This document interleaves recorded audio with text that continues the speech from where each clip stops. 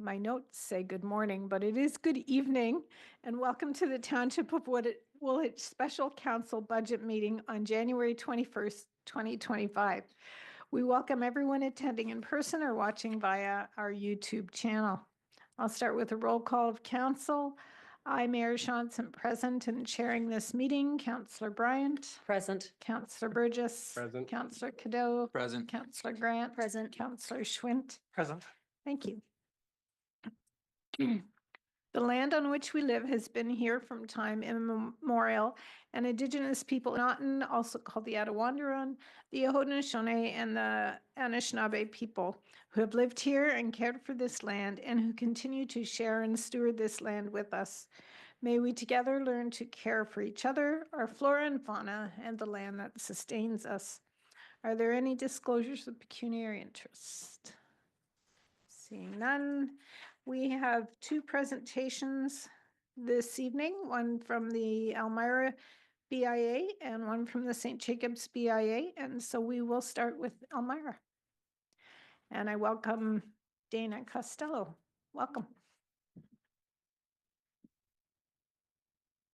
Thank you. I was hoping to stand. Can everyone hear me okay?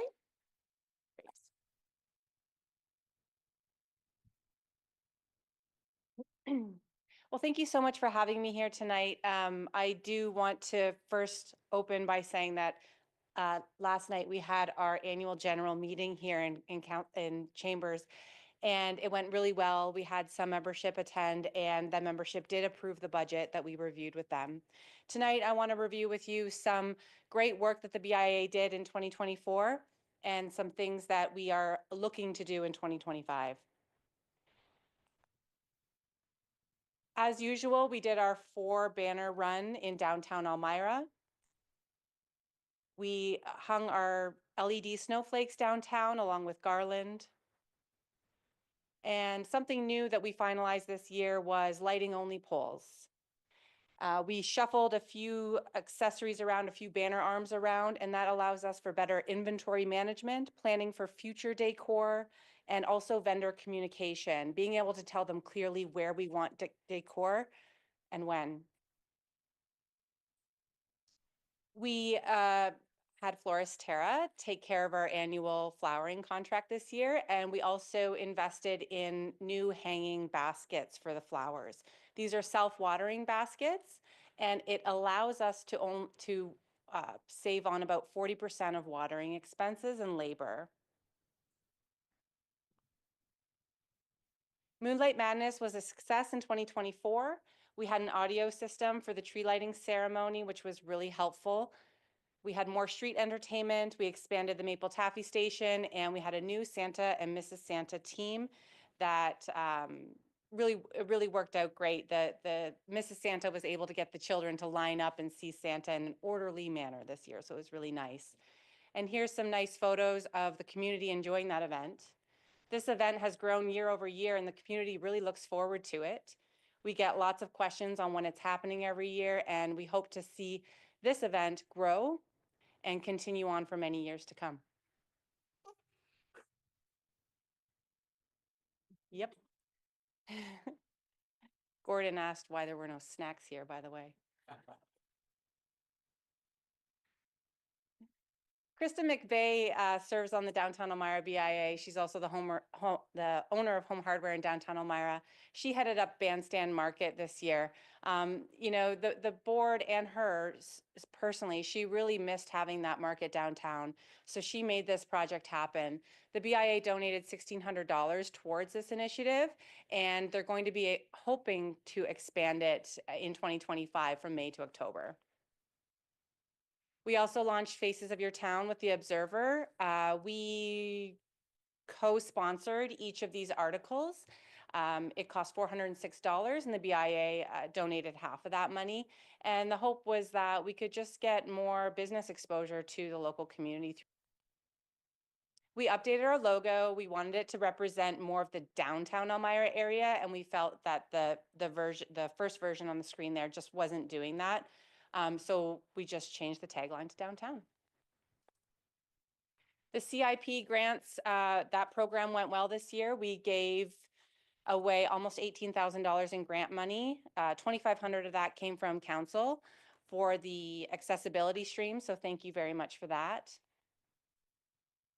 The Downtown Elmira Art Walk, this was through a $25,000 grant, and it expanded on the 9 8x8 murals that we already have in downtown.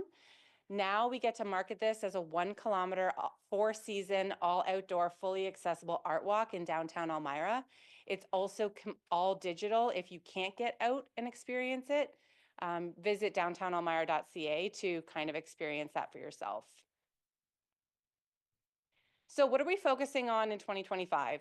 I'm not going to go over all the details of what we're focusing on, but I do want to go over some larger items and some things that are just a little bit different from last year. We hired a marketing coordinator as a board. The marketing skill set was a huge gap on our board, and we just needed more support. Board members are using up so much of their bandwidth for the projects that we undertake, and just having some support through staff to do the marketing and create some of those marketing materials is going to be a huge weight off our shoulders. Marlo's going to focus on website improvements and maintenance, making our website mobile friendly. And she's also going to make sure that we're adhering to our branding. Gordon, can you please go sit down? Please. Thank you. We have a new category in our budget this year. It's called Grant Opportunity Funds. This is a huge bucket of money. It's $30,000, and then an additional $5,000 for grant writing. The idea is that we're not necessarily going to spend this money, but we're going to have it there and ready in our budget should the right opportunity arise. If we look at the last 3 or 4 years, RBIA has secured a lot of money through grants. The snowflakes that you see downtown Elmira, that was through a $27,000 grant of free money that we secured. The art walk that we just launched, that was through a $25,000 grant. With the budget that we have available to us annually, there is no way that we can do these projects without grant money. So by having this $35,000 approved in our budget and ready, we will be ready for the right grant when it comes along. What kind of grants could we be looking at? Well, anything to improve downtown Elmira. So as an example, this is a seating area that is between Bargain Shop and Kitchen Cuttings. If we want to dream big and make Elmira a destination and somewhere where people want to visit, stay, meet downtown, we need to dream big. And this is just a dream board that I put together of real things that we could do. In fact, in 2024, I applied for a $100,000 grant for this seating area. Unfortunately, we were not approved, but I think it is within reach should the right opportunity arise. What about our benches? We don't have the money to replace these benches. I know we could see some new benches with the urban design study, but if the BIA wants to contribute and make this happen, we simply don't have the funds. It has to be done through grant. Our benches could focus more on, maybe they don't need to face the street. Maybe they can look beautiful and interesting. Maybe they can encourage conversation. Benches can do so much more than just face the main street while dust is flying in your face. There's a lot of improvement that can be done. What about our alleyways throughout downtown? These can be safe pathways to parking, plus a great experience. Let's think bigger and let's look at these alleyways and maybe turn them into, like I said, an experience. This is within reach through grant opportunities. So that is the purpose why you've seen $35,000 in that category. Ideas in the hopper, we want to increase Moonlight Madness budget by $1,500. That would increase our budget to $9,000 to throw that event. And we want to add more Christmas lights to the downtown tree to make that tree lighting countdown more impactful. We've also been talking about a laser projection show potentially. Maybe it could be on our downtown library and play every Friday and Saturday night in the winter months. And we want to update our winter and spring banners. Our partner, Woolwich, the fire department, they have given us some feedback that the banners are fading and some of the hardware needs replacing on the banners themselves, not the arms. So we want to invest and undertake that project. We're also focusing on board recruitment. So the township is helping us with that. We do need more board members to help make all these projects happen. And now I will let you take a quick peek at the 2025 budget. And this was the budget that was approved last night.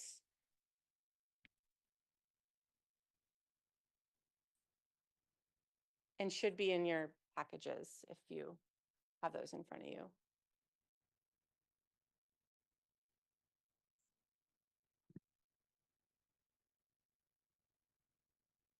Thank you. Are we waiting for a, yeah, okay. Thanks.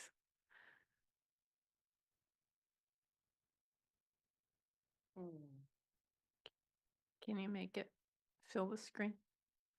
Trying, but my mouse is, there's a delay on my mouse. I'm just trying to make it over there.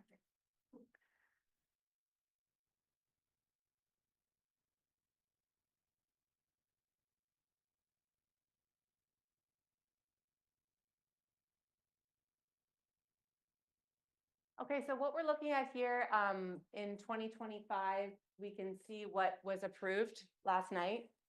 I've left 2024 open in case you want to see what we had budgeted and what we actually spent in 2024. So our income is about $67,000, including the Walmart levy. And that $17,000 is what sponsorships that we've asked council for this year. 4,000 being to go towards our community improvement plan grant streams, and $13,000 to go towards the greenery in downtown Elmira. And that's still under consideration by council. We are transferring quite a bit of money from surplus this year, $76,000.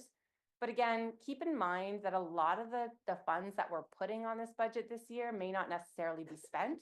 It's really about having the funds available should the right opportunity arise. Sponsorships is pretty similar to last year.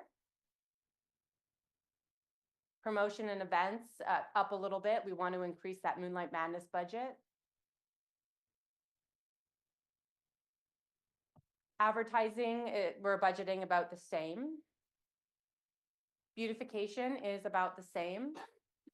And seasonal decor is significantly less because we don't have any plans to invest in anything new other than the lights for the Christmas tree. Our CIP fund allotment looks very similar to last year. We're still not quite sure what streams will open, but I think we're leaning towards the facade improvement grant and the accessibility program again.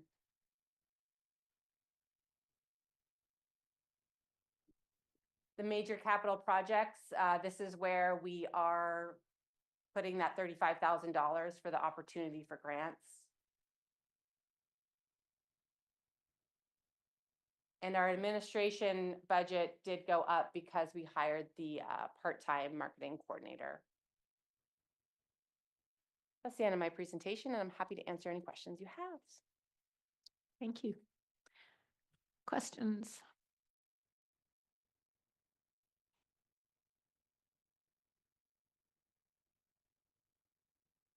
No?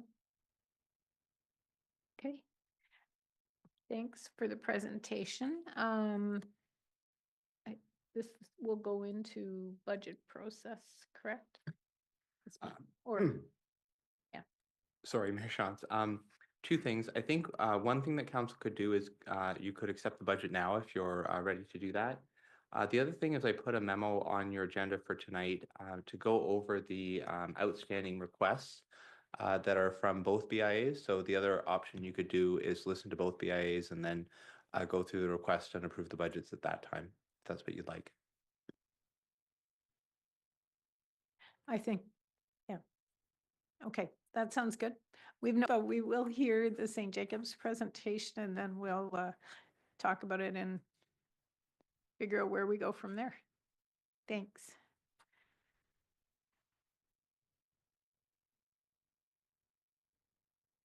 And now I'll welcome Graham Spence.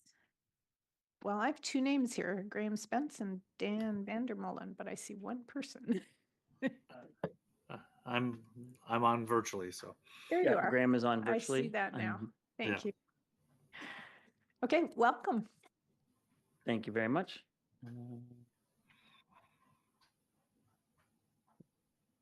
That's pretty easy.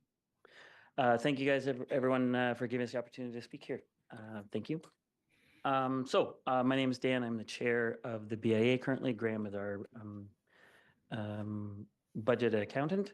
Treasurer. That's my title, but I can't even think of it right now. Sorry, Graham. So I will pass the money portion over to Graham while we do the discussion. Just to begin, it was working. Oh, there we go. So just to run over really quickly some of the accomplishments and things that happened over the 2024 year with St. Jacobs.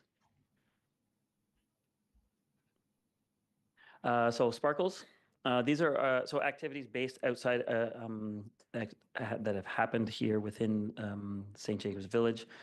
Sparkles funded by Experience Ontario grant and the Township of Woolwich through the MAT tax funds. Thank you very much. I came pre-Christmas and that was very, very helpful in giving us the opportunity to expand that. On top of our regular funding, we have applied and received those Experience Ontario grants and through the township to enhance the Sparkles event. The My Main Street community for the St. Jacobs Butterfly Trail, we received $67,000. That was actually to create pollinator gardens all the way through the village, as well as sculptures that were made by Weber Fabricating, metal fabrication. So that is to create a walkway, a pollinator garden to enhance the village, as well as creating local artists and businesses. The R204 Art Grant for $6,000, and then the WRCF Arts Fund Grant for $6,000 as well. I'm not sure if you and when the last time you were in, but on the Spring Street, there's the beautiful mural there that has just lost its luster. So we are able to apply, and then the BIA is funding the rest to make sure that that is actually restored. And the original artist, she's in her 80s right now, is actually participating and doing a small portion of that, as well as other local businesses are doing the cutout, and a local woman in St. Jacobs is doing the rest of the restoration. And then continued beautification, including the pollinator plant. So all along the bridge to help participate in the pollinator process to make sure that we are using native plants to attract more birds and butterflies, etc. We are planted all native plants through there. And our flower program, which happens, our garbage removal, the fall decor, where we wrap trees or wrap the poles with corn and just to make it festive looking. And then billboard, and then our washroom program that was also help participating. If we go through, those were some more accomplishments. The marketing of the village businesses through our social media website, Google ad buys, as well as posters. With the joint marketing, with the Reconnect campaign between the Drayton Entertainment, St. Jacobs Market, the Village of St. Jacobs, Township of Explore Waterloo funding, helped us with Google ads, social media buys, and the Reconnect targeting. So we actually were able to focus all of that onto the 40-kilometer range and outward to help build the people coming to spend longer time in the region. And then with the funding through the BA, we have also support business members through organized events that were taking place outside of Sparkles. We also have a village-wide sidewalk sale, pumpkin parade, and at all of those different events, we also offer grants for individual businesses so that if they are actually wanting to have live music or entertainment of some kind, then we can help participate in that as well. So we'll pass it over to Graham for the next few minutes. Graham, if you'd like to take over for the budget. All right, you're gonna have to click for me because I can't do that. All right, so just a little recap of 2024. Levy, that's what we came and asked for last year. You'll see our garbage contribution and washroom amounts from the township. Big one there that we hadn't budgeted for is the $103,000 in grants, and as well as the MAT request from the township. All right, next one. So this is our planned allocation that we had planned last year with the actual. Obviously, the grants, a lot of them kind of focus in that beautification area. We had last year, we had 2 part-time staff. We had one leave us. And then, so the other one is kind of Amanda has taken up a bigger role. So we had a little bit of reduction in hours there, but I think we're looking to hopefully get her some more help going forward. All right, next one. All right. So this is our budget proposal for the current year. On the income side, I think it's like the 2% levy increase. We're coming back for the garbage contribution and washroom allowance. And then our proposed allocation there is there as well. And then next one. So I think that Dan is going to take over here, but as part of this process, I think we've also put together a list of requests, additional requests to use some of the MAT tax. So I'll let you take it on, Dan. Okay, thank you. So in addition to the annual levy, the BIA is formally requesting support municipality accommodation tax that is collected at the township of Woolwich in order to further fund the tourist initiatives and infrastructure within the village. This request was distributed early, and we consists of several one-time asks as well as our annual support. So the next one there. So to just run through these very quickly, and then we can explain what those asks are for. The yearly support, additional staff hours, that is more physical activity, just the amount of energy and time it takes to be able to run any of the events that happen, to be able to put up barriers, pylons, all those things, be able to organize and do items like that. Event support staffing also falls into that same space. Staff hours, because we are running on a small, sorry, that's other part of the additional staff hours. Applying for grants does take an awful lot of time. So that's time that is not being used to be able to be functioning within building the village as much as it is actually applying for the grant so we can get the money. But because we are all volunteer, the additional funds for that would be there, and the OBI AA conference, Ontario Business Improvement Association conference, that would be an expenditure as well that we would look to want to be able to go to learn from, participate with other organizations and see what's working, so we're not trying to reinvent the wheel all the time, but actually be able to pull pieces that are working. In the marketing department, the social media, we've grown, well, we can do more statistics, but we've grown that to over 20,000 followers in the last 5 years. We use Google ad buys recently. We don't actually have a camera to be able to do any of the social media, which is now integral to participating in advertising. And then the print ads and pamphlets to be able to, when people do come to the village, to be able to request to see or leave information with them. So that would be in the marketing.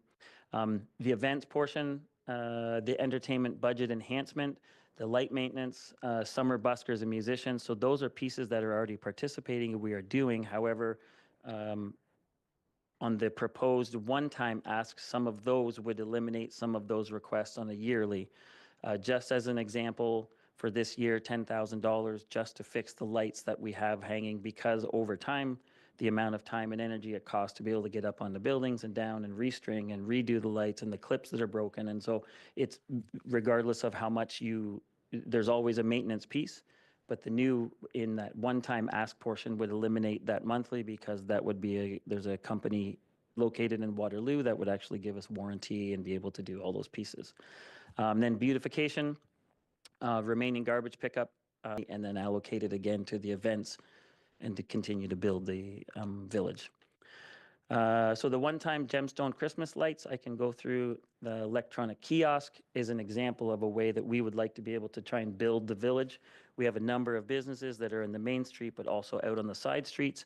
The kiosks, if anyone's ever been to like the outdoor malls or the indoor malls, they can advertise, but they also can promote. So every business internally, if I, as my business, were having a sale for a weekend, I could pay the BIA to put my sale up in the village. So when people are touring, they can actually find businesses, they can search based on what type of business they're looking for, but we can then also use it collectively for all the business or all the areas within the region wants to be able to advertise as well. So collectively, those kiosks will be able to enhance the visit for the whole region.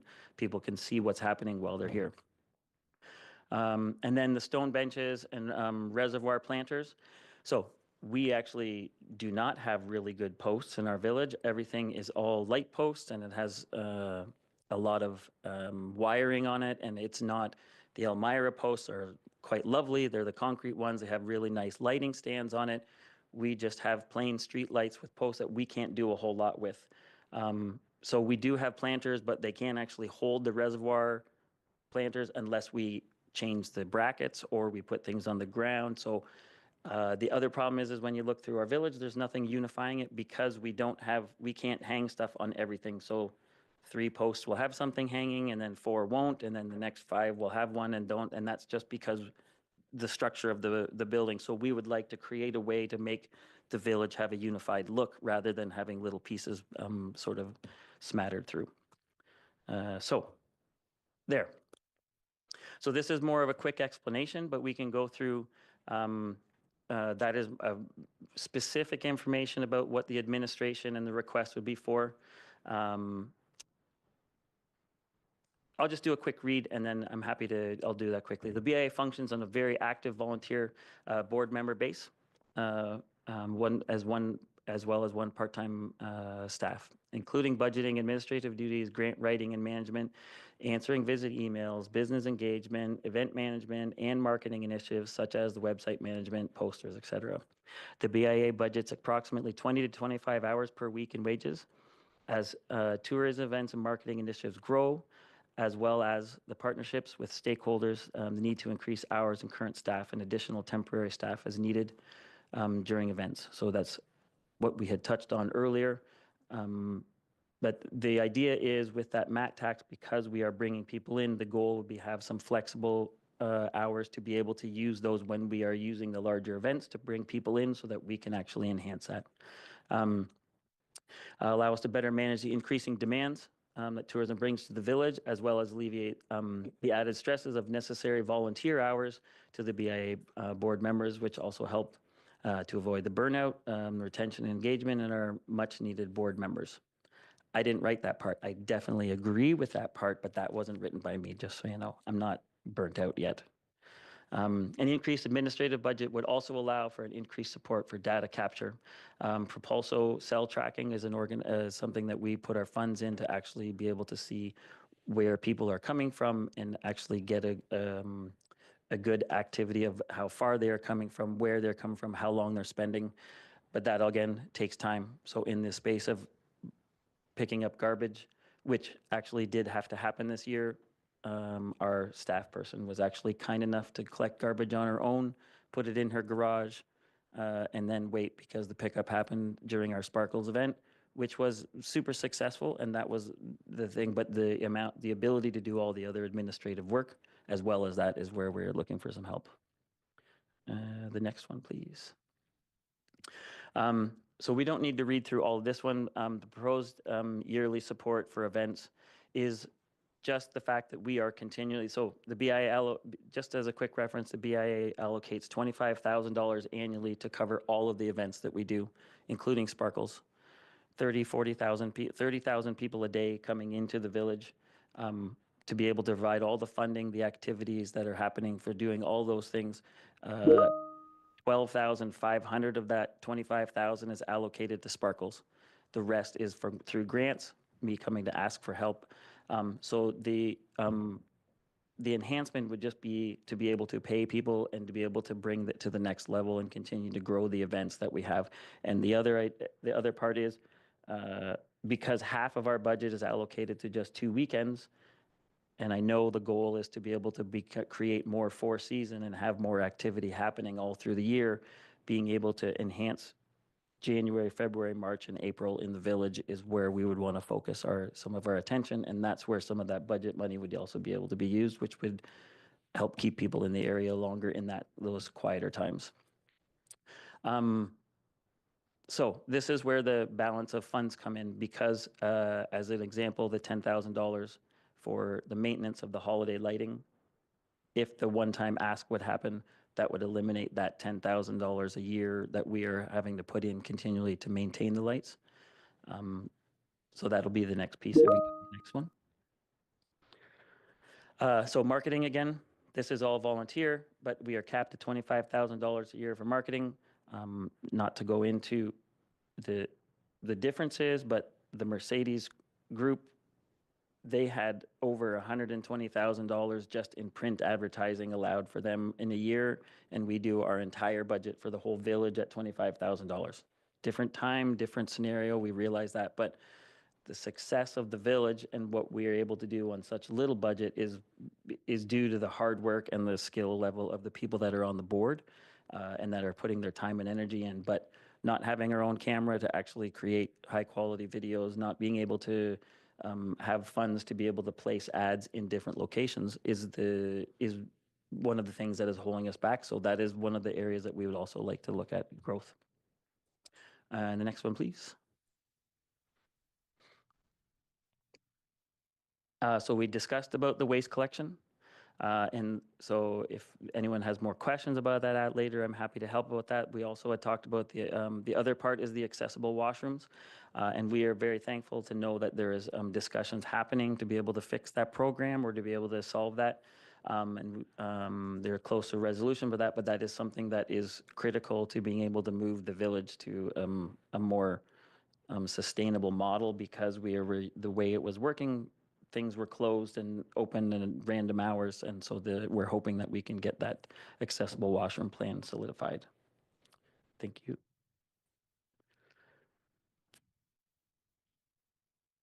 Okay, so here's the big ones. The proposed one-time ask. So the Christmas lighting. The amount of the lights that we have in the village at the moment was actually from a grant writing that was done previously. It's lovely, but the grant did not allow for long-term maintenance. It did not allow for the proper brackets to be put up. And because it is used all year round, they are essentially Christmas lights with Christmas brackets. That was what we could put together for funding.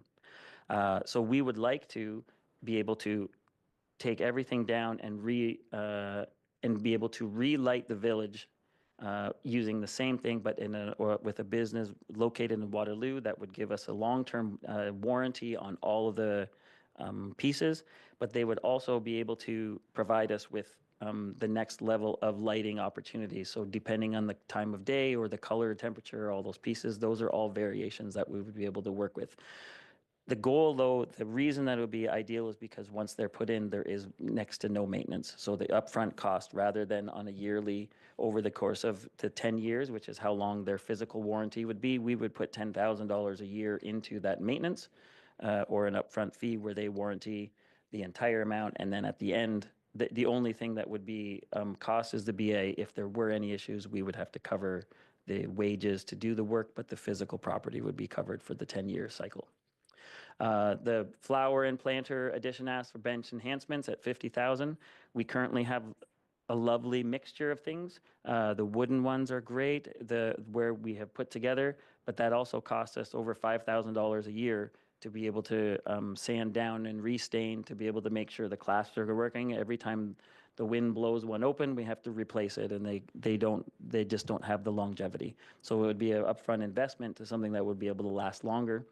And then the electronic signage within the village, as we had discussed before, there's multiple layers that could actually help to generate revenue and promote. So those are the proposed one-time asks for the MAT tax. And if you want any more ideas, we're happy to. We have lots more that we have in another sheet. So if you don't like those, we have lots more. Just kidding. I believe that is the last one. Yeah, thank you very much. Again, thank you very much for listening and appreciate the time, but also thank you for your help at Christmas time. It did really enhance our sparkles, the small portion of funds. It made a big difference for us. We were able to add a lot of things, so thank you very much. And did anyone have any questions? Other questions? Councillor Schwint. Maybe more for staff, Mr. Brenneman. What support do we offer the BIAs in kind in terms of grant writing or project management, if any? Through you, Madam Mayor, to Council. In the past, I know our Economic Development and Tourism Officer has provided support. I don't have a quantum for you this evening. I know how to get a hold of her still, so we certainly could provide that information, to Council. But I do know the support has happened in the past. And it's just not the quantum that I can tell you this evening. Yeah, through you, Madam Mayor, to Dan and Graham.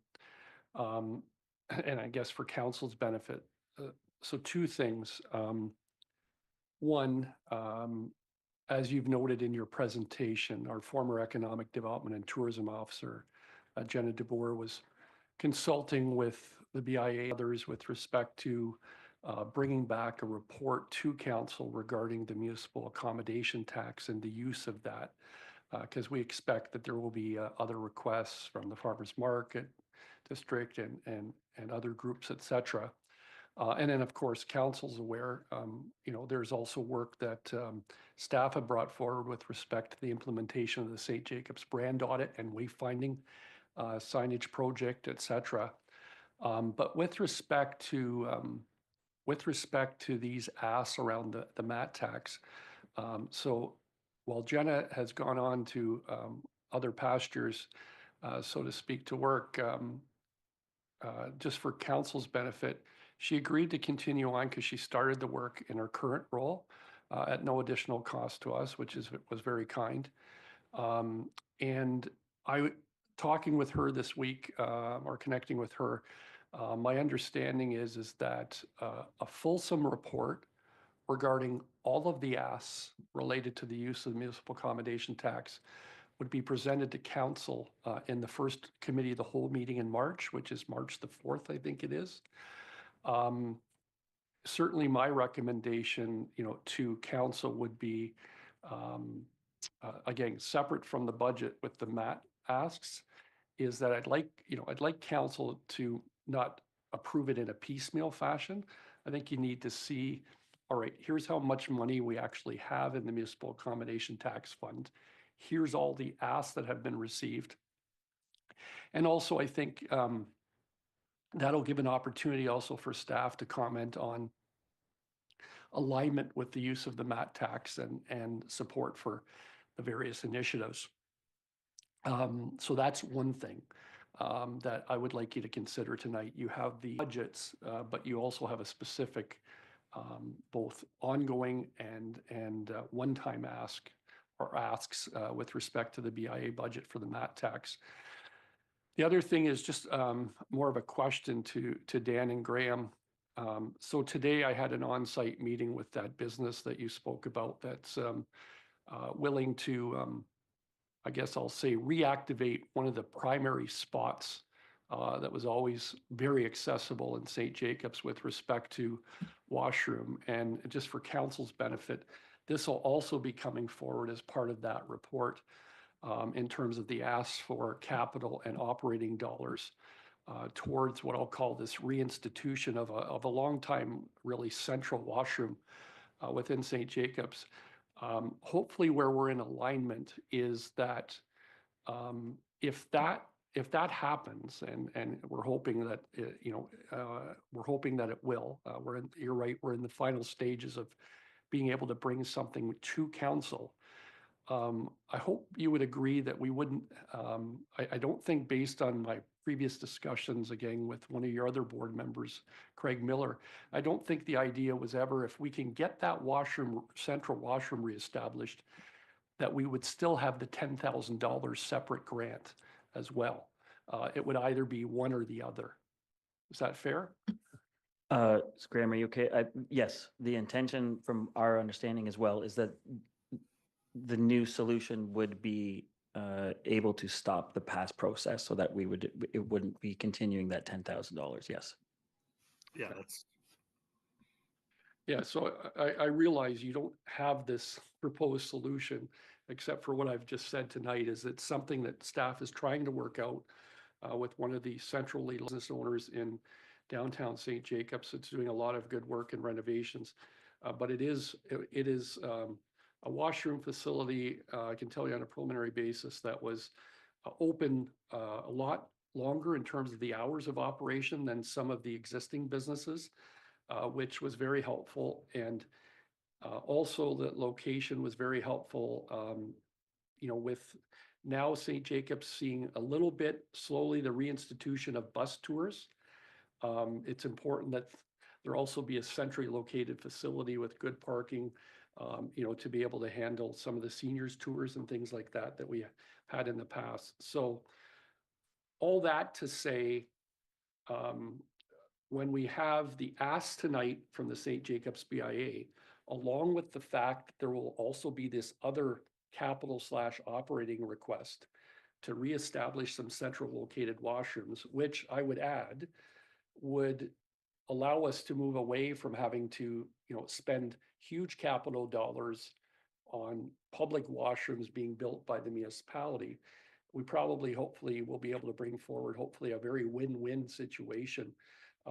Because we've been talking for years about the need for public washrooms to be readily and accessible in St. Jacobs, because as we know, in the post-Mercedes/Shantz family era, things are different now, and you've got independent owners and operators, whereas before the ownership was in such a way that a lot of these washrooms in various retail locations were highly accessible, just by the very nature of the makeup. So,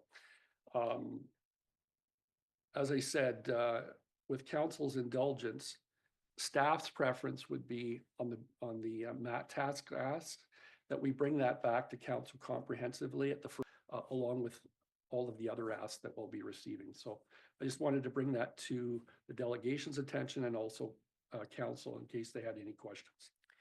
So from this, I've just got St. Jacobs in front of me right now, but from the St. Jacobs BIA point of view, the MAT ask is 5,800 in the general budget, and then you're asking for, I think, the 100. No, 5,800 No. was last year in 2024. Yeah, and that was given. Oh, sorry. Okay. So the MAT tax ask for this year is your capital one-time asks. Is that correct? No, it's 30 plus 30 plus 35 plus 7. So 60, There we go. 95, 102. And then the one-time ask would be 190. Okay. 102 plus 190. Yeah. Okay. But those are not included in the budget No. that we're proposing for approval today. Okay. Thank you. Other questions? Councillor Schwint? So just to clarify process, leaving the MAT tax till March, we can add or subtract funds that will, it doesn't affect our township operating budget at all or hinder us at any points.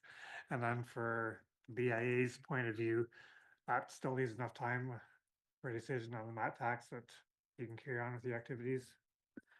Thank you. At this point in time, we obviously, as you know, the sooner you know anything, the better that we can start implementing plans. But we have already started, in order to get these asks and numbers, we've already had some conversations. So we would be able to wait till then. And I think the other, if I can just say the other part too, as you were, the one-time ask and the year ask will change depending on what gets approved, if anything does get approved through the MAT tax. So I think that's also the part that might be a challenge. It might not be that total amount because the lighting would lead to savings over here and the washroom would lead to savings. And so that'll be a lot of fun for everyone to move the pieces around. Thanks. Councillor Cadeau. Thanks, Mayor. Through you, just want to start by thanking Graham, Dan, Dana, for your leadership in really making our downtown urban spaces beautiful. Without your hard work and dedication, a lot of the beautiful spaces that we have to enjoy downtown St. Jacobs and Elmira wouldn't be there. So I really do want to thank you all for the hard work that you bring to it. I'm quite comfortable with the two budgets that are presented. I love the vision that you're all bringing to the downtown spaces. I'm buying into it. Now, I'm a little apprehensive about the MAT requests as it sits right now and would love to see that staff report come through. So I'm willing to table a motion to approve both the Elmira and the St. Jacobs budgets. But I'm wondering, and this is a question for you, Mr. Clerk, would it be more beneficial to have deliberations on what that request is before we approve the budget, as some of those deliberations may impact the budget? Question for you or Colin? Well, maybe I can start and Director Lynn can add on to that. We did put some information together in the memo that's on your agenda next. If you wanted to look at those things, I think that would clarify if council was willing to approve those requests, that then we could, approve the rest of the budgets. But I'll just maybe also turn it over to Colin if there's anything I've missed there. The only thing I would just add is you could approve it right now. It doesn't really impact. We would just incorporate that into the budget. Or, I mean, it's really up to council.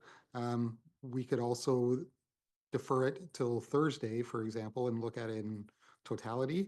Really, from my perspective, it doesn't really impact. They're relatively small, other than the MAT tax, obviously, requests. But I would maybe ask to defer it then. If I had to choose, I would probably ask to defer it till Thursday, just to look at it in totality, and we can look at the overall tax rate impact. With this, we would just leave it at the top and go through all of the other items for deliberation. Yeah, I'm comfortable with that. So the motion would stand to approve the two budgets, and that would be it then, I suppose. Do we need a seconder to let it sit there then? Is there a seconder, Councillor Schwint? So just a question of clarification though, Clerk Smith, in your memo, so if this motion goes through and you approve the budget, there's asks that council would still be approving that are already in there for the 13,000 and the 4,000. So that has to be understood, right? Because that's not in the budget. That would be in addition to the budget. Yes, through Mayor Shantz, that's correct. So there are a few additional asks that, I mean, if you'd like, maybe I could just walk you through my memo now, and that could help council. Sorry, I'm just gonna. Should we check if there's any more questions of this? Of course, yes. Yeah. Are there any other questions for the delegations? And then maybe we'll get into some of this other nitty gritty. Oh, okay, go ahead. Thanks. Thank you. I'm just going to pull up the memo that I had for council here, because I noticed a mistake as the BAs were presenting. So I'll try to correct that for the record. And here it is. So this is the memo on your agenda this evening.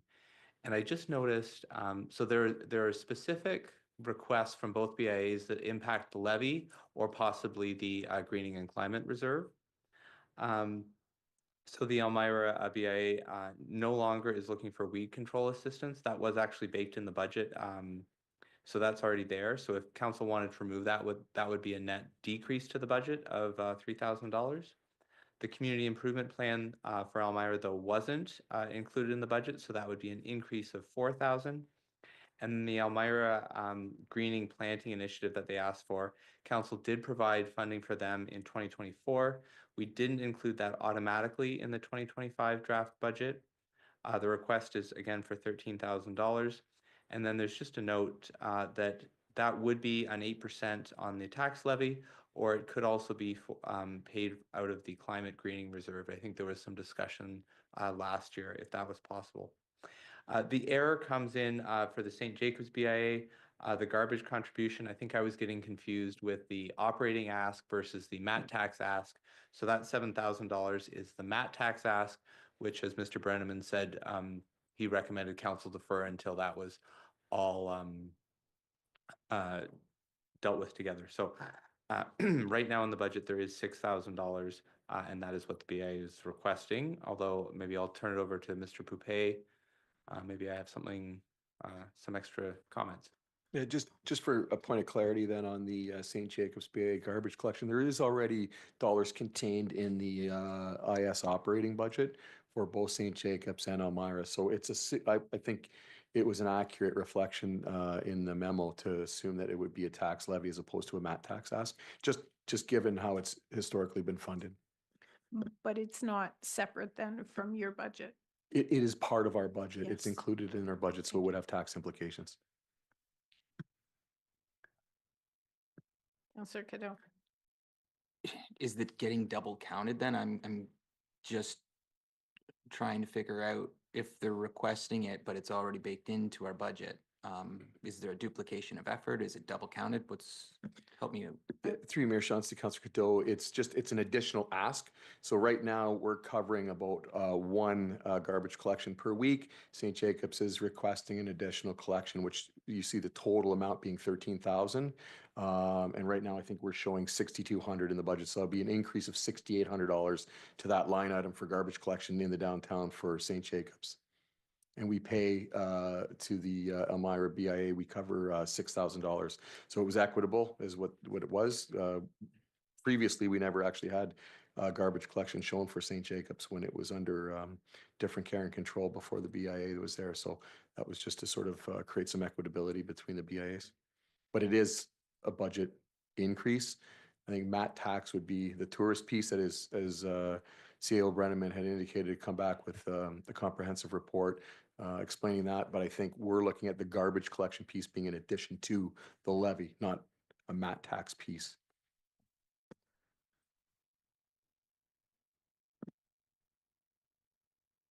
Councillor Schwint, your hand on your button. There's a lot of numbers going around and different pots of money funding different things. I'm really worried that we've got 2 requests here from 2 great organizations doing a lot of work that we want to make sure we treat equitably and support the best we can. I'm a little bit worried about giving some money now to one, not to another, thinking there's more money coming from another pot later, and we can get ourselves, unfortunately, in a bit of a corner. Not because we want to say yes to one or no to another, but because of different pots of money. So I'm becoming cautious about approving anything tonight until we can clearly define a strategy going forward. So there's a motion on the floor that that we approve both the budget asks, with the exception of anything that's part of the MAT tax piece. We could leave that on the floor until Thursday, and will that give everyone enough time to sort of wrap their heads around what's happening? So what we're going to do is leave it till Thursday. We have a meeting all day Thursday. Well, hopefully it's not all day, but we're starting in the morning on Thursday. And we'll look at it in sort of totality with the rest of the budget and make a decision then. But what I think I'm hearing here is general support for the basic budget. We're not quite sure how we're going to do the MAT tax, and that piece will be coming in March. But we just want some time to wrap our minds around how these two fit together and into our budget. You guys have been great. What are you reading? Books, just books. Awesome.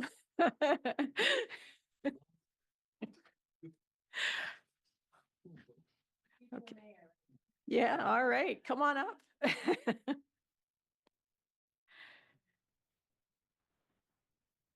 Okay, so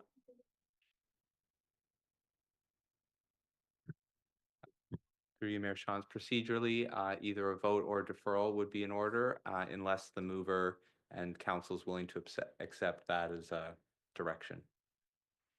I gathered it was pretty. You want a motion to defer till Thursday? That or direction would Does that be make fine, it yeah. cleaner? Motion to defer. Okay, Counselor Cadeau, Counselor Bryant, all those in favor? That's carried, and we'll see this back again on Thursday. Okay, all good for that? All right. We have no delegations, and the next item on the agenda is budget deliberation. And so I think we've heard a lot of information in the last couple of weeks, and we've had lots of questions and lots of questions answered. There are 3 additional budget items that we have memos for. Director Smith has talked about the BIA piece. Do you have anything? We'll defer that until the next one if that's okay with council. Okay. The other memo was on ICE user rates, and we have Manager of Recreation Marie Malcolm here. Did you want to say anything or just answer questions, Marie? Or Ms. MacArthur, either of you? Actually, through you, Madam Mayor, to council. So Marie can speak to the memo if you want to discuss it tonight, or if you have any questions, and then maybe you want to consider, any kind of implications on Thursday as well. But Marie's here if you want some clarification on the numbers. Okay. Are there any questions on the ICE user rates? Councillor Cadeau. Thank you, Mayor. Through you. Just pulling up here. Thanks to staff for the analysis. Found it really helpful, especially in the second half of the report where they really broke out what potential increases would look like.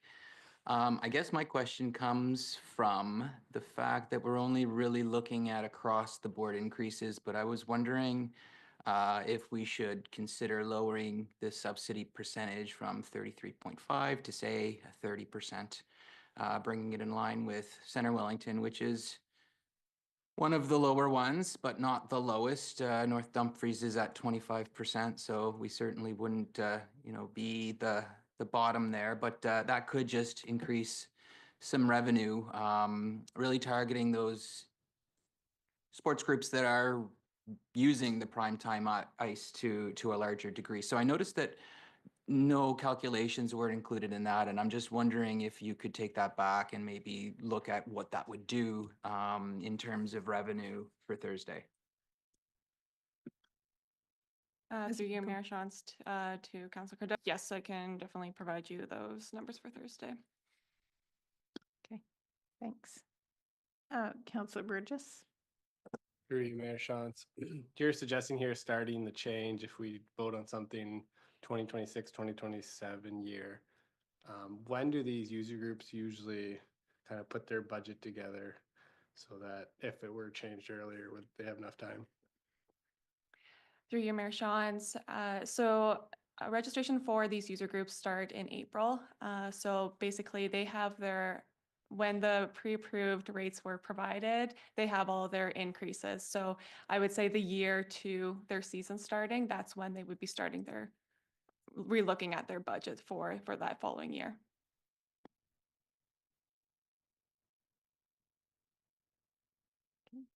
Anyone else?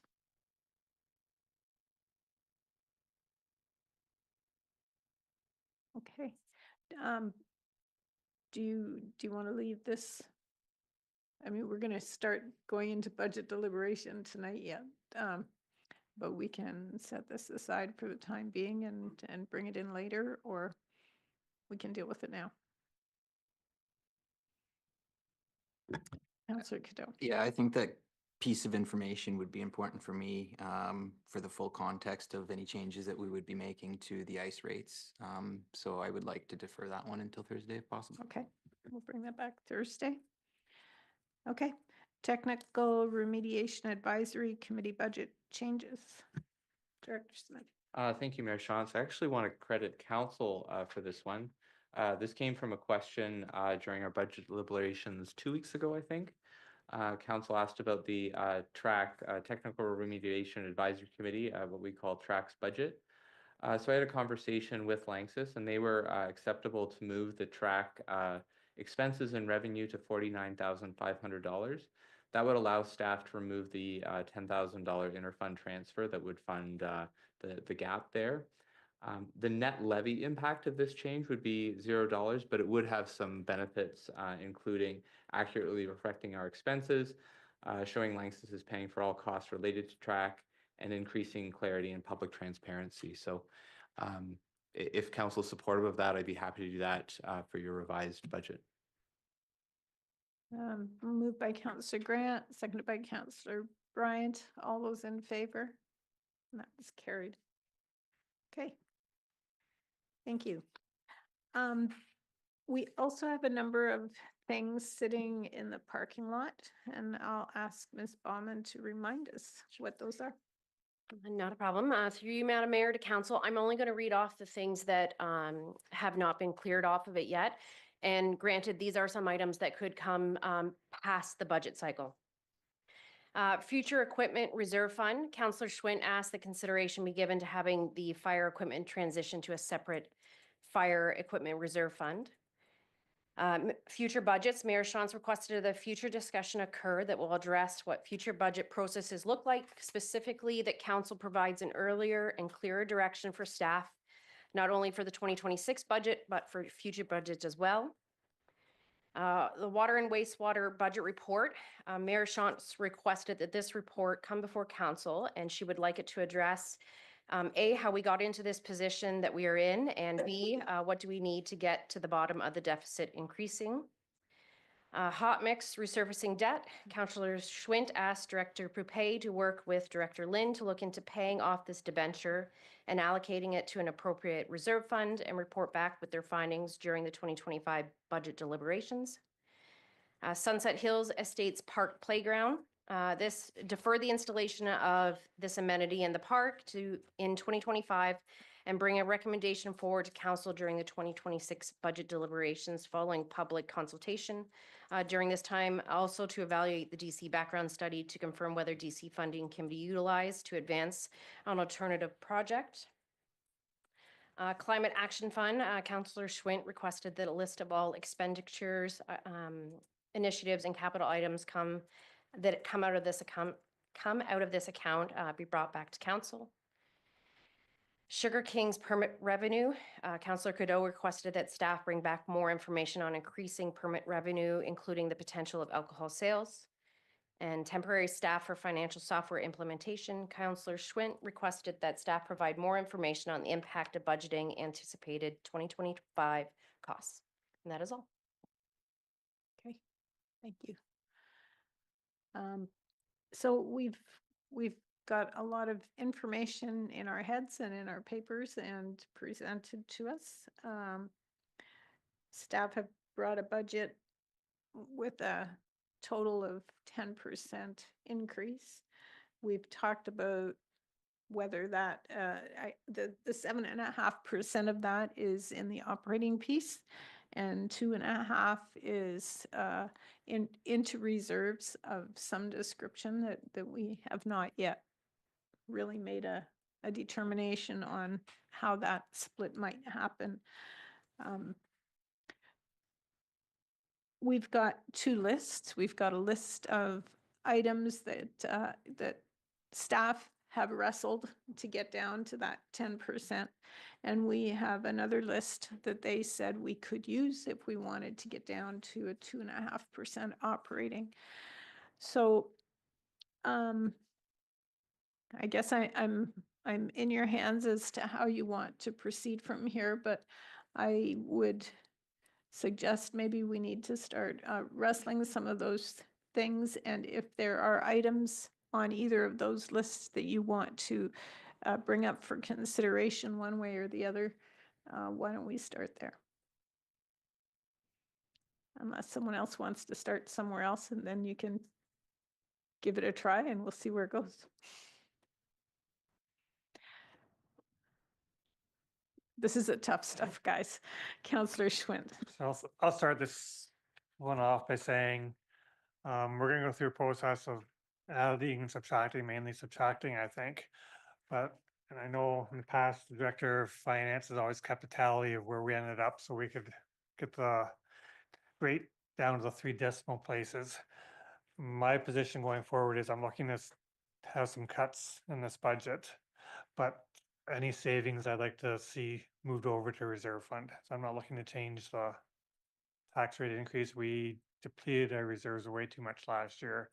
This is our opportunities in finding efficiencies to help bring them back. So I think that's where I'd like to see any or not any, but all savings go. Okay, Councillor Grant.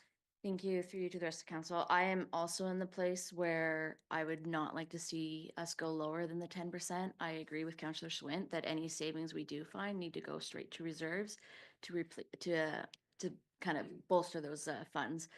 So at this point, yeah, any savings is not going to necessarily impact the base level. Okay, Councillor Burgess. Through you, Mayor Shantz. I appreciate the comments that our reserves are lower and we do need to get them up. I do think Director Collin has done a good job increasing them $5 million from last year. So already starting to build them up, and just 8, 7, 10% what we've been looking at the last couple of years is a bit unsustainable. From being a resident and property owner myself, that's really increasing the taxes year over year. So I would like to see it decreased. Councillor Bryant. Thank you. I agree we are in a precarious situation with our reserves, but I know what I'm hearing from residents, and we need to start keeping our tax increases a little bit lower. I mean, I'm looking at some tax rates from a residents, and they've gone up about about $800 in a 3-year cycle, and we were looking at probably another $400 this year based on the property value. Those are a lot of increases over the last few years, and a lot of residents, I think, are really struggling paying their bills. So I really feel we have to start looking into the ability to pay by our residents, because we are a 2-tier system. Even though our increase will only be $100 or whatever the number would be for that property, we have to look at what the region is charging as well. So it will be probably $400 per household, and we need to take this into account as, do they have the ability to keep paying? We're sitting with, I think Colm told us 7.6% of properties are in arrears. So that to me is indicative that people are starting to struggle. Councillor Cadeau. It's tough. I think that we need to, act with responsibility. Obviously, when we're looking at these numbers, 10% is high, but when we look at some of our neighbors and the precarious position they're in with some of their reserve funds, I would hate to see a 20%, 30%, 40% increase in our taxes one year because we haven't kept up. And I'm going to remind council that we are the lowest of the regional municipalities that are paying the lowest taxes. So there is a reason I think our reserves are in such a precarious position. And unless we take concrete action now decisively, we're going to get further and further behind. I'm speaking with residents, and one of their main concerns is our roads. You drive down Main Street, you have to avoid the potholes. You drive down Barnswallow, you have to avoid the potholes. We need to do something about the state of our roads. We can't just continue to ignore it. And that's why I am definitely in line with Councillor Schwint and with Councillor Grant that any cost savings that we have here really should be diverted over to our infrastructure reserve fund. Thank you. I share your concerns about reserves. We always say reserves are for a rainy day, and for a couple of years we've been dipping into them because it's been kind of rainy, but we can't keep doing that forever. So I do share your concerns about the reserves and about getting a concrete plan on how we put them in a more sustainable position. Because I also don't want to get the township behind the 8 ball where we're forced to do really, really high increases. Better to sort of spread it out. Okay. Thank you for those comments. That sort of lets each other know where we're all standing. In either and all comments, I think there's a desire to shift some of the expenses at the very least, and So where do you want to start with those, Councillor Grant? I'll maybe start with one of the easier ones, which is the Sunset Hills Park, and deferring those funds until next year's budget with staff coming back and looking at that. So I'd like to see that removed from the budget as is right now. Okay. Do we need to vote on every single thing? I would say, Mayor Shantz, if council's willing to agree, you know, if we have consensus from all of council to remove something and you want to do head nods, then I think that's acceptable. Okay. If you do see some division, I would recommend a motion. And then just so you know, I'll ask council, are you sort of looking for a motion that's set in stone, or are you looking for something to, you know, direct this, give your intent and direct this to the final budget deliberations? Okay, thanks. Comments or questions or concerns with Councillor Grant? My only direction would be that we continue to look into the DC funding about whether it could be used for another project and get that resident kind of feedback on what they would like to see for use in that park besides just a playground. Councillor Bryant? Thank you. Yeah, I believe the discussion at the last meeting was that this would be deferred until next year and there would be a public consultation put out on it to get the residents' feedback. That's my understanding of how it went down. Okay. All right, I don't see any dissent on that, so I'll take that as a consensus. Okay. Councillor Cadeau. Going to take a different approach than Councillor Grant and start with a difficult one. No, we don't want to go there. It's still early. It's only You quarter get after one seven. easy one and then it's all. We'll alternate, yeah. One thing I mentioned during the presentations and one thing that I'm still struggling with is that new position with infrastructure services, the traffic technician position. I'm not convinced that that's the best investment in our money right now. While I don't argue that it could be a valuable position in you know, mitigating speeding within our communities and really making sure we're taking a data-driven approach. It is one of those expenses right now that we could probably do without. If it means repairing our roads, you know, that's going to make them safer in and of themselves. So again, I'm struggling with this. I'm open to discussion with council to see where, you know, the rest of your minds are at. But I'm just not convinced on that one. Councillor Schwint. You're making me feel better. I thought this would be very contentious, but I'm on your page.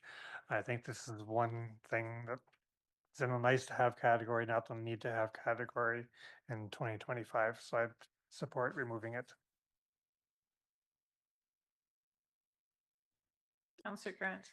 Thank you through you to the rest of council. My concern with the removal of this position is the undue workload that may be placed on the director. I know that part of the ask in this position was either this role or a supervisor role on the other side. So for me, my concerns lie in the time commitment that this is pulling away from a working director, that his skills could be used elsewhere.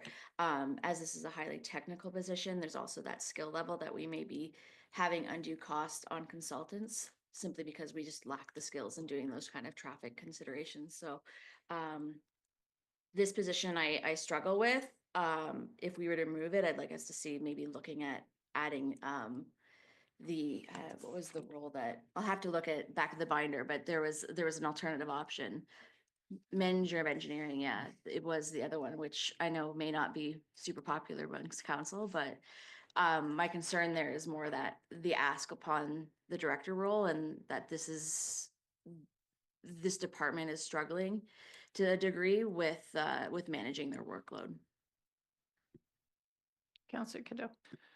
Valid point. Absolutely a valid point. We heard from Director Poupey that, you know, this ultimately would fall on his plate a little bit if we were to deny this position. And I just wonder, Director Poupey, maybe you can chime in, you know, if we weren't to approve this position, if we were to remove it from the budget, are there any responsibilities that go with that position that we could maybe let fall off our plate, maybe not do, reduce that service level?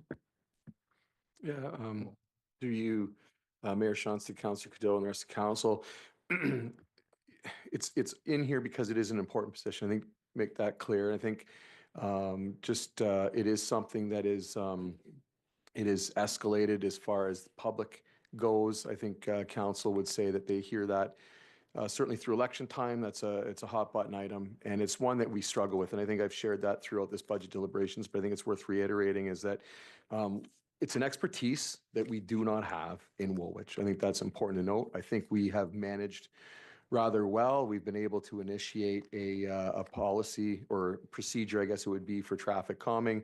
However, we struggle with any meaningful implementation. That's really it. So we do very well at tracking and getting data, and that's important for a number of reasons. That's important for our obligations legislatively through minimum maintenance standards. It's important to understand your road classification. So there's spin-off benefits to that data. So that data will continue. I think I want to assure council of that. There isn't anything legislated tied to this position per se, but I think what this would signal to staff, if to have a candid conversation here, is we can't do everything. And I think that we are, going to continue to manage all of the permitting, all of the telecommunications, municipal consents. Like, those are priorities for us as well. That is what our technician is going to continue to focus on. I think that the traffic calming piece we will continue to struggle with. And I think that's just important that not only council knows, but the public hears that as well. And there will be fallout from that. Some will see that to be an important piece. Some may not so much. But I think, just to have that frank conversation, I think that's really what it signals to staff, is that it's not a priority per se for council. Staff think that this is what we need to move that needle. If council sees that differently, then I think that's just what we have to all understand, that is going to take a backseat. Council can redirect our resourcing as the year unfolds, of course, but something is going to suffer, is what I'm saying. We cannot continue to do that. And I think we've shown that by not being able to bring annual reporting here, not being able to really implement meaningful change. And that comes with twofold. That's resourcing from a staff perspective, and that's also funding, right? I mean, some of the meaningful changes that are needed are hard infrastructure changes, which kind of come through a capital program of some form. So I just think that's the honest position from my vantage point on that. It's just signaling the importance, and we're going to move away. I do want to say that this will come up next year. Like, it's not something that's going to go away. I think that we're going to continue to advocate for this position. Next year is going to be a tougher ask. The manager of engineering is going to be on the docket as well, because appreciate that council knows that there was a trade-off for that. It was a decision made by the department to move forward with the technician for traffic and not the manager of engineering, but certainly the manager of engineering is a requirement. I can assure you of that. And that'll just mean that those two asks will come from this department in 2026 for that budget cycle. Would the manager of engineering be responsible in any way for traffic, or is that operations? Through Mayor Schultz, the manager would definitely take a role, and I would look to divorce myself more of that piece for sure. But I don't. There's a lot of day-to-day work associated with that too. There's a lot of public engagement if we're going to do this effectively. So it's a lot of time and energy, right? And appreciate that. And so, all day long, I don't want council to think that if we had a manager of engineering, we don't need the traffic technician. I don't think that's correct. I think that's just going to, again, not allow the manager to necessarily do all the duties that they need to do. And again, it compounds to the director to be able to, fly higher. Right? I mean, essentially, I think that's what the remuneration shows, is that we're needing to plan properly and efficiently. Asset management is a huge part of that. And there's lots of tables that we struggle to be at times. And that's just really, we're all working directors, we're all working managers here, but that's a struggle that Woolwich has had. And I can share that that struggle is real for the last 12 years I've been here.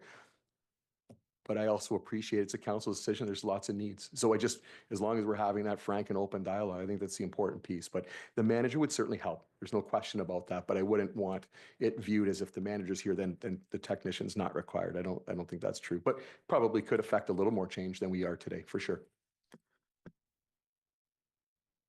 Councillor Ghetto. Yeah, for me, I'm going to reiterate, it's about where we're prioritizing the spending. And while I don't dispute that this position is a valid position, again, I would rather prioritize the infrastructure of our roads to ensure that they're safe. I think that that's really where our priority should be on this one, and that's why I'm leaning more towards removing it at this point. Councillor Grant, you bring up a valid point. Is the manager of engineering something that we should look at this year, even if it's partial year? Because I recognize infrastructure services has been struggling with its resources lately. So I don't know, where do people think?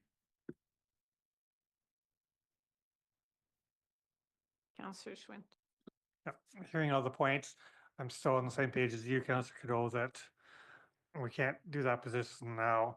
At the same time, there was requests from the department for the operations position. And that's one where I think I can support in order to try and help the department in their needs. So it's not that we wouldn't be doing anything.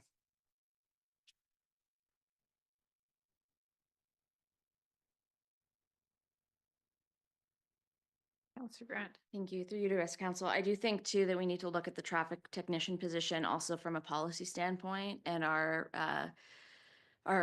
desire to have a customer service angle and how this can affect our larger public. So while we are looking at cuts, we should be mindful of the service standard that we're willing to offer the public. And I do feel that this position would offer a fairly high standard of customer service. We hear all the time from residents complaints about driver behavior, traffic calming. This would be a way to assure the public that we're hearing those complaints and that we are doing things to actively address those situations. And again, just to reiterate, I think this would be I would rather, I appreciate Councillor Swint's position on the operations and adding that position. I would like to see that position go forward as well. But I think it's really easy to conflate that position is going to backfill in a traffic position or in a manager of engineering position. I think that this is a department that has had 3 large staff positions asks, and each year we have subsequently denied those requests. I think that we're at a point where we need to start seriously investing in our infrastructure, and why I appreciate Councillor Cadeau's position that we need to do something for our roads. Part of the investing is also within the staff and the manpower of that. So for myself personally, I feel that if we're removing the traffic technician position, I'd rather us replace it with a manager of engineering, even if it is only part of the year. But I'm not really in a position that I want to see these cuts from this department. Anyone else? Councillor Bryant. Thank you. I'm on the same page as Councillor Swint and Councillor Cadeau. I think we need to cut this position. We need to get ourselves in a position where we've got the public's watching every move we make and they want to see some cutting. And I'm getting feedback that they want to see staff cuts. Like some of the stuff I've been getting has been pretty over the top. People are very unhappy right now is what I'm finding. I know we have some issues with getting our roads repaired and things like that. And I totally agree there are issues, but it all comes at a cost. And right now we have to determine where do we cut and how do we do this? And I'm saying I'm in agreement. I think this position has to go. So I'm just looking at the items that SMT removed to get us down to the 10%. And noting there were a couple of staffing positions that they've already pulled out or at least partially pulled out, just to be clear that that they've done some of that work as well.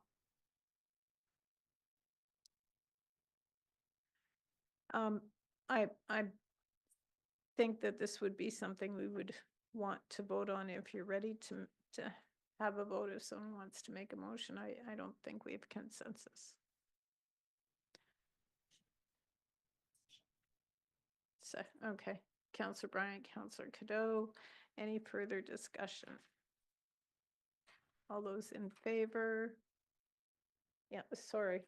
Sorry, Mayor Shantz, that's a clear remove the position. It's not in the budget anymore.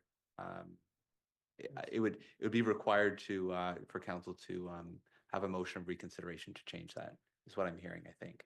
Okay, thank you. I had 4 in favor, opposed. Okay.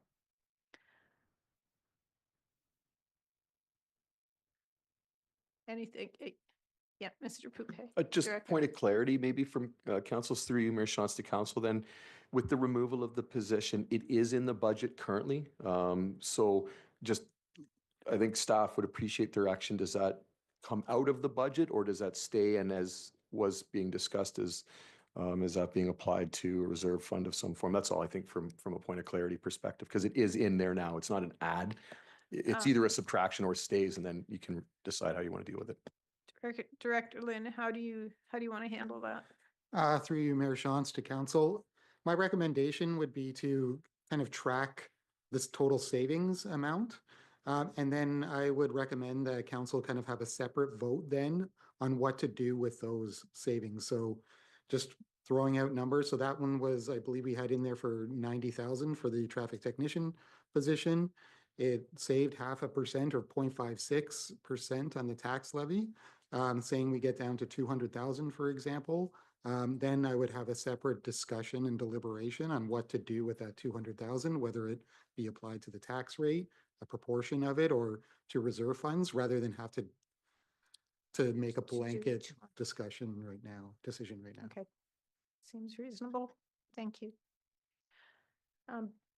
Was there any further discussion on that manager position? So I think that was something that was sort of put out there.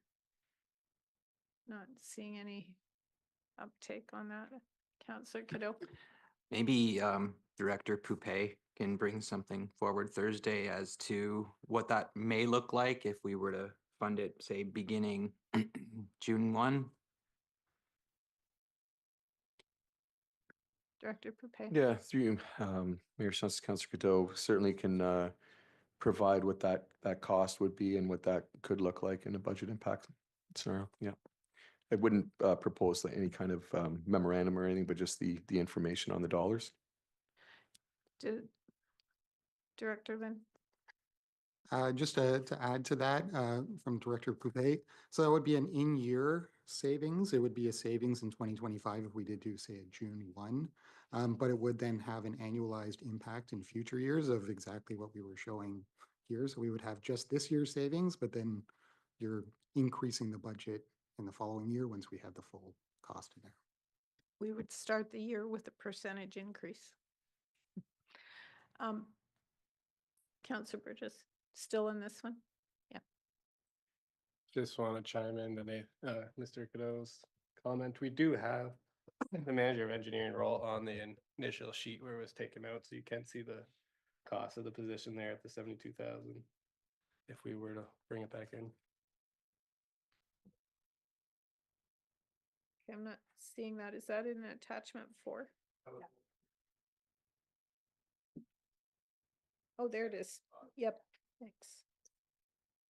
Okay, so that information is in there, then it would be half of that. Well, July 1st, I guess, would be half of that, right?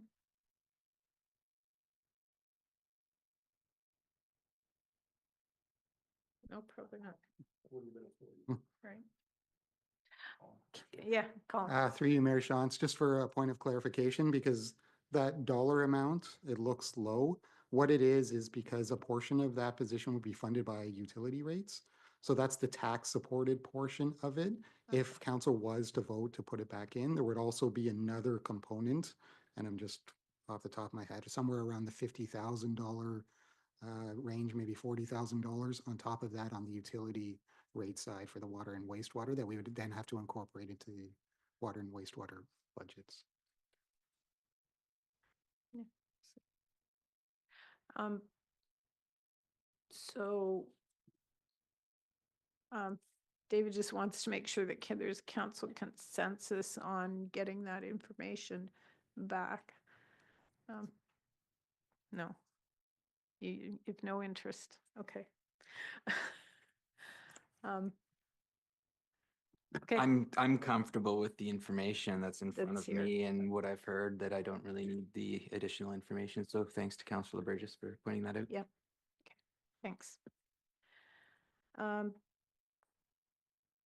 Next. Easy, tough? What do you got? Counselor Schwinn. This is a bigger concept one, but question for staff would be on our sick leave policy. We talked briefly about last council meeting. We accrue sick leave over time. We don't have short-term disability. I know in the last couple of years, we've utilized a fair amount of sick leave days. How do we account for that going forward? We're guessing the same. Or we, I guess, reduce the amount of wages expected this year, hoping there'd be less sick leave having to be backfilled. And then moving forward, how quickly could we find out about a short-term disability program so that we're not at risk to the extent we are today? And then obviously, how would that affect the budget in theory? Mr. Lynn, Director Lynn. Through you, Mayor Shantz, to Councillor Schwint. So I'll maybe take that in chunks and maybe you can repeat the question because I'll probably lose track of some of those points. With the experience side, it's very difficult to predict sick leave. I think past practice is probably a good indication of expected going forward usage. So I would say maybe last year was probably a small outlier in usage. It's probably hard to predict what the future years will be, but it's certainly conceivable that we would have another year like that. The best practice would probably be to fund a reserve to kind of smooth out the fluctuations in the sick leave usage.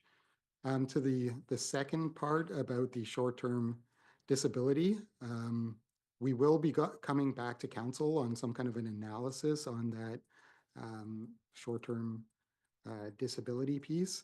It is important to note that there will be premium cost associated with that disability for that. So the budget impact would likely be an increase in that because it's unlikely that we could transition so quickly from the current program into a disability program for this budget year, but it's likely something like that could have more longer term savings. But I also think there may be kind of a personal or employee discussion that maybe might be best for closed for some of that discussion too.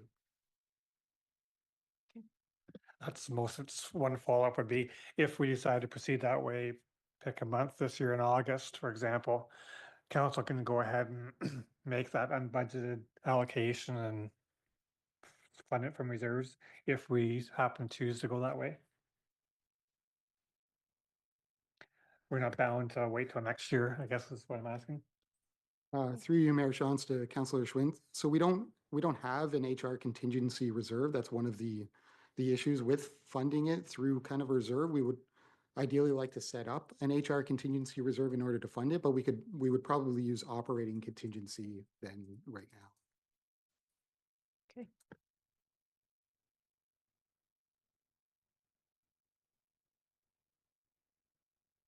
What's next? Councillor Burgess, you look like you're ready to jump in. Just hoping for a simpler one, maybe. Just the capital items. I think we talked about this before.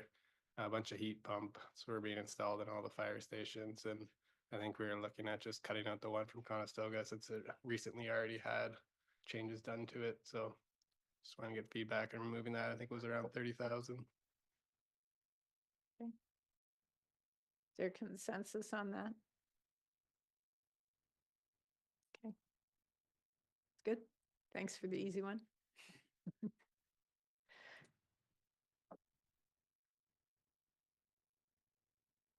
Got another one? I was just going to keep going on the capital items, I guess. The next one was building vehicles or vehicles for the building department. Yeah, I just want to get council's feedback. I would be supportive of at least one for the higher risk scenarios. And I think the CBO and the director there did a good analysis showing with the new higher government reimbursement on mileage and that it's a bit more of a break even. And given that insurance wouldn't increase, which surprised me, that it's a reasonable ask. Councillor I just Reese. want to remind council that with the building vehicles, because it's a self-funded department, it would have zero impact on the tax levy. So it'd be taken from building reserves and paid for by building permit applications. And so those funds are not funds that we can take and move to a different reserve either. They stay where they are. Councillor Grant. On the vehicles, I would support the 2 for the building department and the 1 for the bylaw department. I think all 3 vehicles have a need. I would like to see, I know that staff have worked really hard to do a lot of vehicle sharing. I would like to see that kind of expand and grow, and trying to find gaps where we could use vehicles. I appreciate that rec services allows us to use their vehicles in the winter months for bylaw. But I, like I said, I do see a need for a pickup truck for bylaw when it comes to cleaning up in the summer. And for the building department, having recently just built a home, I had building inspectors show up and didn't realize they were there because they were in unmarked vehicles and didn't know what was going on. So I do appreciate that visual element, it helps residents as well know that their queries on buildings are being answered, as well as when people are working on site, they're aware that there's an inspector on site. So I would support all 3. Councillor Schwint and then Councillor Burgess. Yeah, I guess I've got mixed feelings on this. I like your suggestion, Councillor Grant, about making sure that we do as much as we can to share vehicles. So I guess I was hoping at some point during the next day and evening of deliberations, we'd hear from staff on our policy on vehicles in terms of use, who uses them, who has vehicles for on-call purposes, that type of thing, so that everybody understands it better to make a more informed decision. And how can we find ways to spread those vehicles around better? The example I'll use is fire services. If they've got a fire call at night and could use a vehicle to pick up whatever supplies, how do we make sure there's a vehicle available from RCS, for example, if they're parked at Memorial Center, that type of thing? And are we doing it as much as we can that way? And then my final point is, we've heard quite a bit about we want to have township vehicles go out on site and not pay mileage. I think there's room to have a balance on that. High risk calls, for sure you want a township vehicle, but there's a lot of instances where a personal vehicle works better for the employee and is more cost effective for us.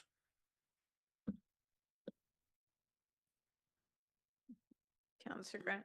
Thank you, through you. Adding on to Councillor Schwinn's point, I would also like to see maybe a future report discussing like personal vehicle use, as well as when we have branded vehicle use, and just being aware that when they are in a branded vehicle, they are representing the township, and maybe get some clarification there on like behaviors on when driving, what we do in the event of any sort of disciplinary action that needs to be taken. I think just having a little more transparency and some clarification on that would be beneficial for everyone. Councillor Burgess. Yeah, I think we can maybe defer this one a bit till we hear more from some of that feedback from staff. I was just going to ask, that policy that we just, I think, approved a couple months ago of increasing the mileage to 64 cents, that'll continue fluctuating up and down with the government's rates there. Is that correct? I don't know if that's for Director Smith or who that would be for. Director Lynn wants to. Yeah, through you, Mary Shantz, that is correct. I wouldn't say it would fluctuate up and down. It's probably just going to fluctuate up. Unfortunately, inflation really works in just the one direction. So that is pegged to the CRA maximum rate. And generally it goes up by a few cents every year. And again, we're a year behind with that one. But yes, it will continue to increase, but I'm sure most costs will continue to increase as well. So the information that I'm hearing, do you need that for Thursday? And who on staff would put that together? Because our fleet is sort of siloed in different places. David. So I think the easiest probably to help, because we've got the meeting on Thursday, is with council's indulgence. We have a written, as you know, we have a written policy. You know, that can be circulated. it would be probably very easy for each of the departments where certain staff are assigned vehicles on call to take home, that they would speak to how that is operationalized and how that work is done relative to the policy. And then also, generally speaking, I could speak to, where there are issues, in the past with respect to, I think as Councillor Grant's getting at, perhaps somebody is in a vehicle and they're talking on a cell phone in their hand, or they are speeding, or they are aggressively driving, and we get complaints, how that happens or how that's dealt with from performance management and progressive discipline and those sorts of situations. If that would be helpful to council, we can circulate the policy. We can have each of the directors speak to how things work with on-call situations. And then, as I said, if issues come up, what's dealt with in terms of performance management. If there are any very specific issues related to very specific personnel, then we would need to deal with that in closed. Is that what you're looking for, Council? Yes. Councillor Cadeau. I thank you for this one, Mayor. When you say that our fleet is very siloed, that kind of triggered a question for me. What is the status of our fleet? Could we get a database or something that kind of lists the vehicles, what department they're in, the status of them, kilometers, where they parked overnight? I think that would be helpful to really lay out the state of our fleet, not just for this year and these decisions we're making, but into the future as well. I should also add that I recognize that would be really difficult to pull by Thursday, so I'm not going to suggest that, but I think in the future that's something we as a council could greatly benefit from in the package. So with that, through you, Madam Mayor, with that clarification, I don't believe that information has ever been pulled together, because as it's being recognized, we don't have a fleet manager. It's very siloed, but we could get that information pulled together, just as you've recognized, not part of this budget process, but to help inform future budget processes. Okay, Councillor Grant. Thank you. Through you to the rest of council, just kind of tacking on to Councillor Burgess' point about the mileage cost and that cost is likely to go up. Not to take maybe what Councillor Burgess was hoping was an easier conversation and making it difficult, but I will remind that we are about to be faced with some pretty heavy tariffs, and the next 4 years are fairly uncertain. So the cost of those vehicles could rise exponentially. That 3 vehicles this year may cost significantly more next year, and that it may be better to strike while the iron is hot, so to speak. That is a good point.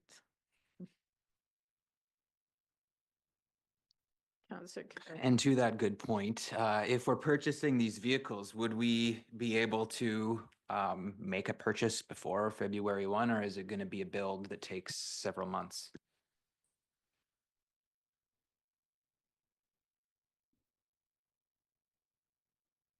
Maybe I should ask staff that do the purchasing of the vehicles. Is it generally vehicles that you can find on a lot, or do you have to order them ahead, or anybody? Carter?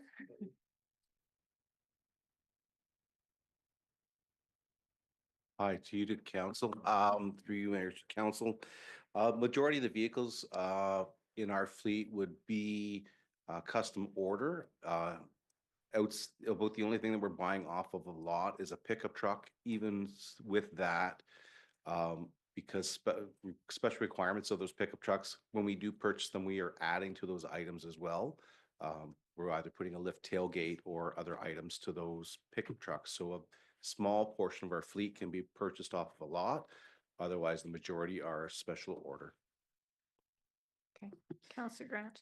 I think though some of the vehicles we were talking about were the 2 for the building department and 1 for bylaw. Would those be vehicles that would need any sort of special ordering, or are those the types of things that we could just buy off a lot? Who can answer that?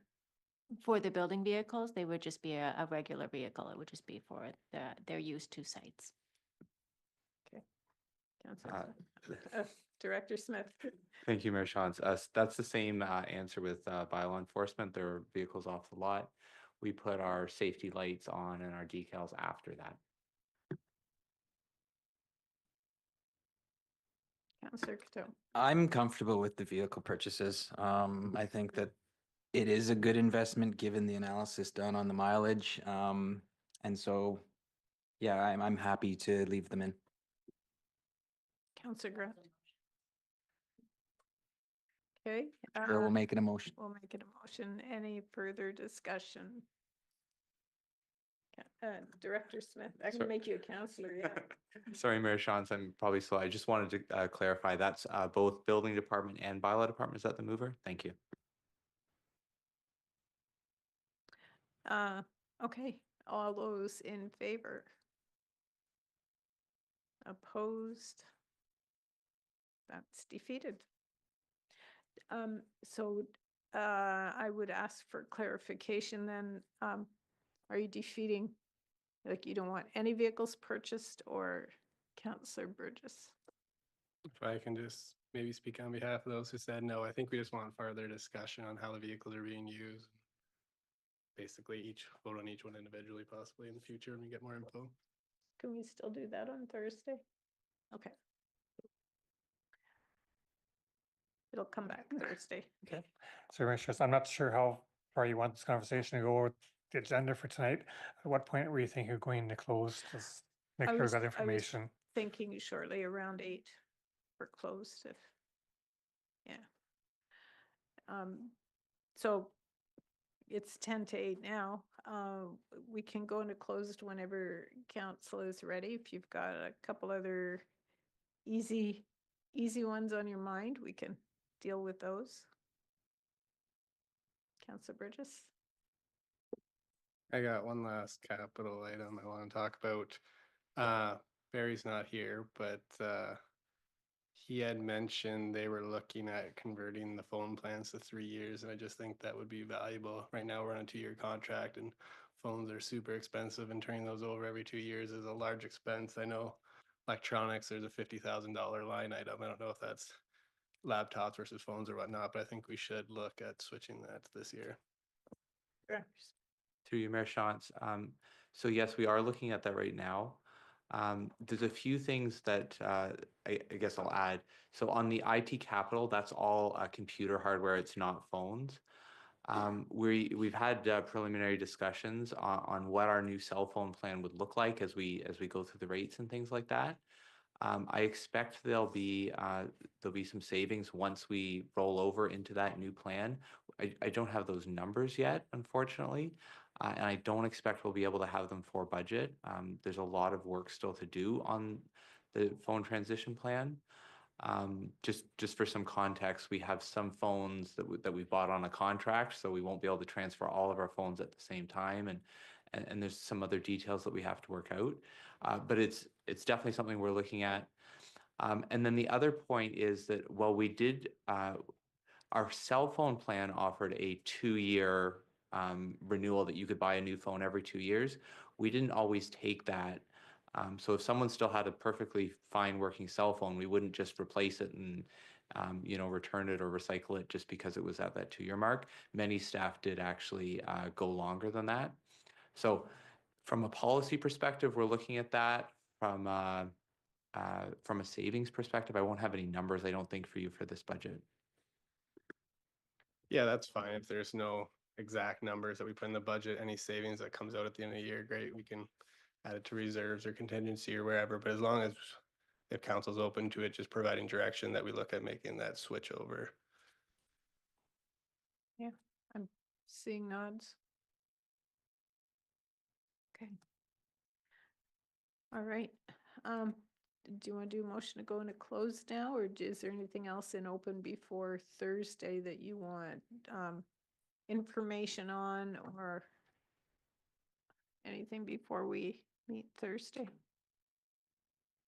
Okay. Motion to go into closed, Councillor Bryant, Councillor Cadeau, and that is, I better read from for Clerk Smith, that the Council of the Township of Woolwich convenes in closed session on Tuesday, January 21st, 2025, immediately following the special council budget meeting in accordance with Section 239 of the Municipal Act for the purposes of considering personnel matters about an identifiable individual, including municipal or local board employees, that being a staffing matter. All those in favor? And that's carried. Thank you. Before we go into closed, no, I did that. Okay. So we'll adjourn immediately after closed, and I'll take this opportunity to say thank you to anybody who's watching, and we will meet again Thursday morning at 9 o'clock. If you're interested, tune in then.